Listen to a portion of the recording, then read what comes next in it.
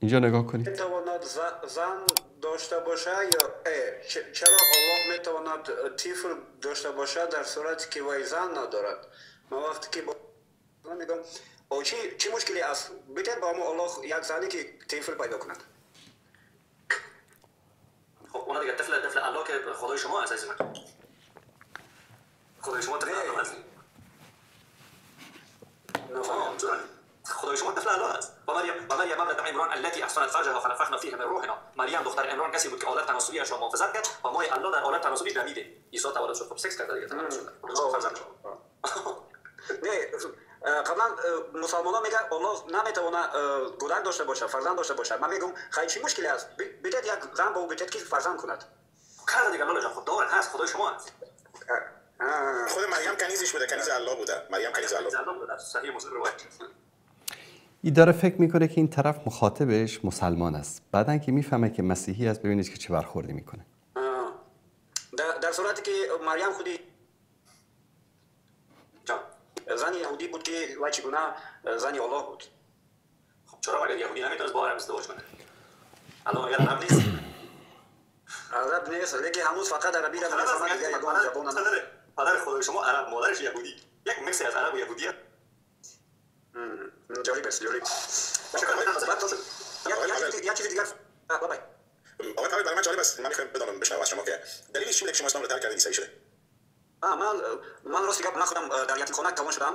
در اونجا چه بگم زمانی شوروی بود، اونجا به ایمانی بود. بعد که سالهای 90 اومد، بعد اونجا بعد فهمیدم که اصلا نبودم، اصلا میدونست که خدا هست. بعد میگفتم که من روس هستم، برای اینکه پدرم بلژیک مادرم بلاروس.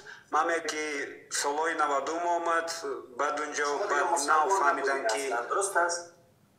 اصلا نبودم، اصلا میدونست که خدا هست. بعد میگفتم که من روس هستم، برای که پدرم تاجیک مادرم بلاروس.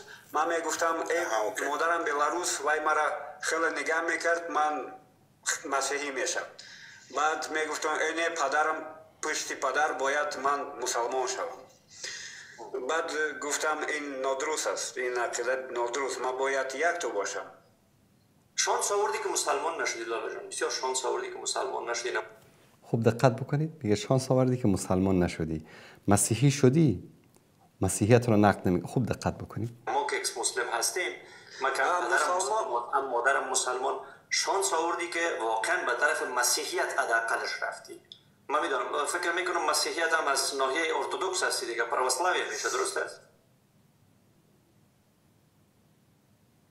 نه وای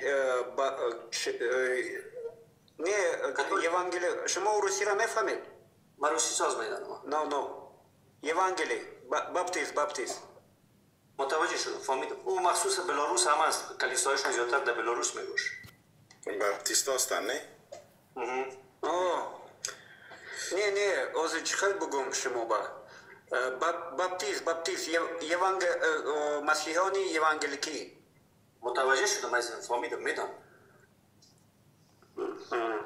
سپاس حقا جان، بسیار کم است پویا جان. سپاس حقا جان که آمدین در برنامه. سپاس. خب بریم آقای چیه؟ دیدید دوستان عزیز؟ میگه خوب است که مسیحی شدی مسلمان نشدی. تو اگر بیدین هستی، آتئیست هستی، ملحد هستی، برای تو نباید که مسیحیت و یهودیت و اسلام فرق داشته باشه. یک نوع به شکل غیر مستقیم مردم رو داره از اسلام بیزار میکنه، به طرف مسیحیت دعوت میکنه.